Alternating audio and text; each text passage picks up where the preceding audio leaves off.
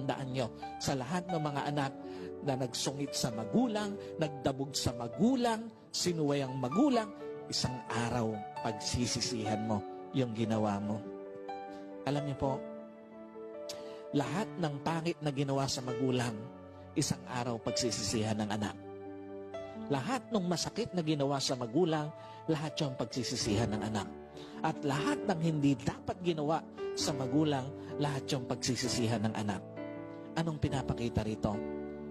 Sa lahat po ng mga anak, bago pa maging huli ang lahat, itama mo na anumang dapat mong itama sa pagtrato sa magulang mo.